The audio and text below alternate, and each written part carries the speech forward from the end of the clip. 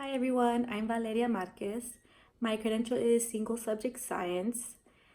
This video is for my NGS class. NGS stands for Next Generation Science, and it is for ninth graders.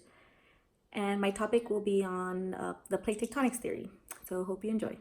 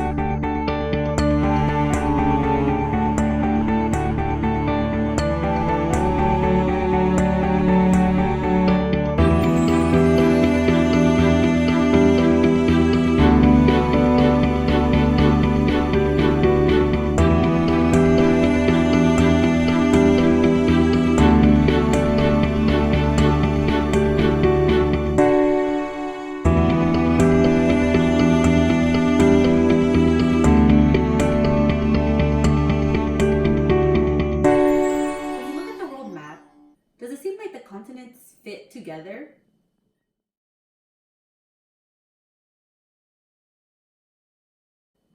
While your eyes are not playing a trick on you, some continents do look like puzzle pieces that fit together perfectly. In 1915, a scientist named Alfred Wegener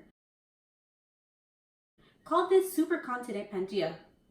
He proposed his theory of continental drift.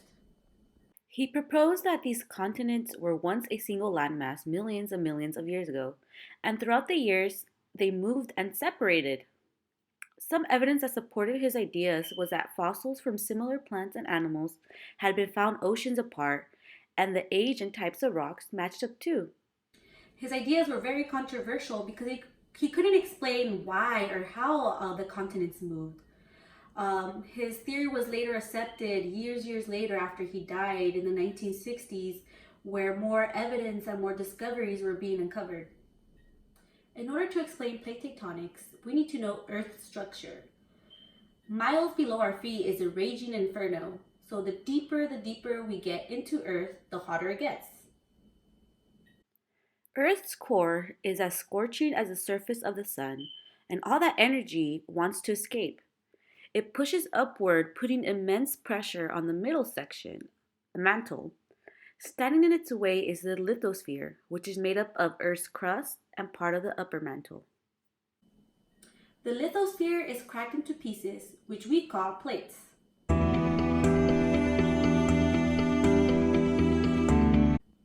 So plates can either be oceanic plates or continental plates.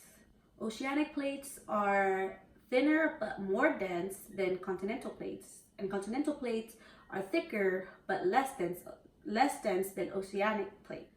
These plates are moving at a rate of a few centimeters a year.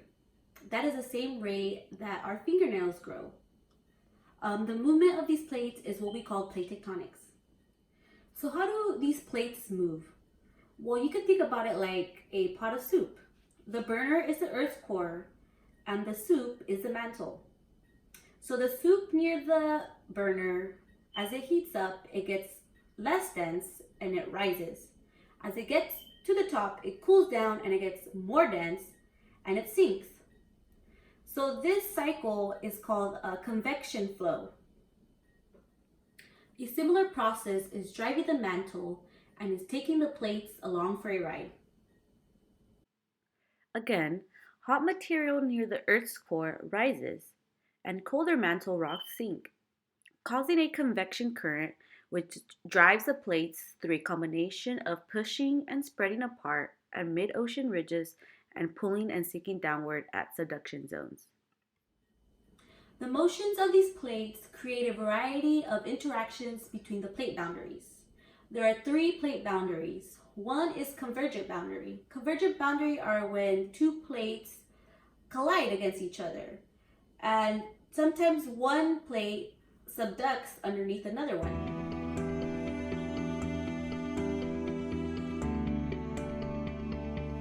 The second boundary is divergent boundary. A divergent boundary is when two plates are being pushed apart. And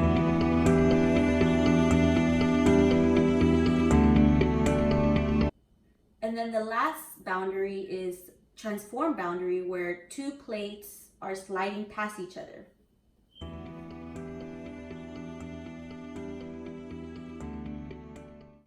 So I will be doing a demonstration where we will investigate the possible interaction between the different plate boundaries, and we will also learn how the lithosphere rides on top of the slow flowing asthenosphere.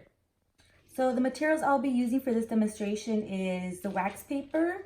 The wax paper represents the mantle. I will be using frosting. The frosting represents the asthenosphere. And for the lithosphere, we're going to use fruit roll-up for the oceanic plates and graham crackers for the continental plates. Remember, the graham crackers is less dense but thicker than the oceanic plates. The oceanic plates are more dense but thinner than the continental plates. So I am going to go ahead and start with divergent boundaries. Remember, divergent boundaries is where two plates are moving apart. I am going to go ahead and do two continental plates. I am going to put them on top of the asthenosphere, and I'm going to go ahead and push these two plates apart.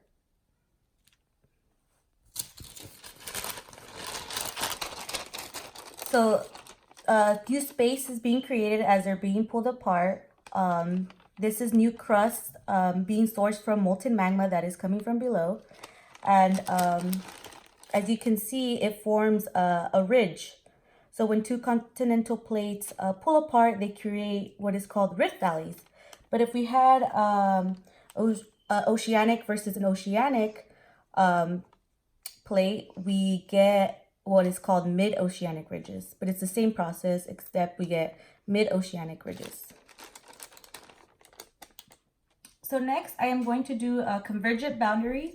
Convergent boundaries, remember, are when two plates are colliding. I am going to do a continental plate versus an oceanic plate. Go ahead, lay them here side by side.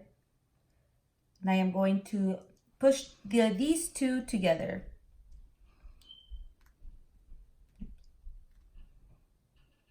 So when I push these two together, the denser oceanic plate goes underneath the continental plate because the oceanic plate is more dense, so it sinks down underneath the continental plate.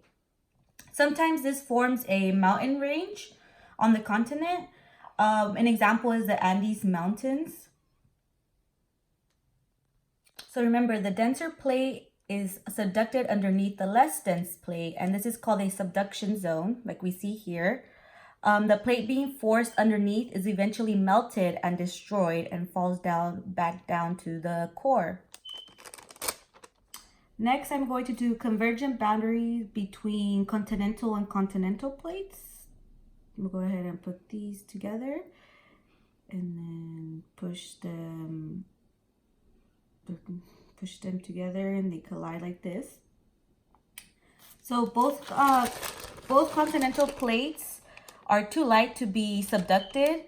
So when this happens, they usually create large mountains. An example of this is the Himalayas Mountains. So the third and last boundary is transform boundaries. This is where two plates slide past each other. So we're gonna have these two plates right here next to each other. The motion is horizontal and they can occur underwater or on land, and the crust is neither destroyed nor created.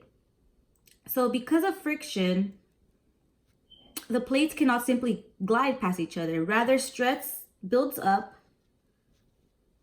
and both plates, when it exceeds the threshold of the rocks, energy is released. And this causes earthquakes.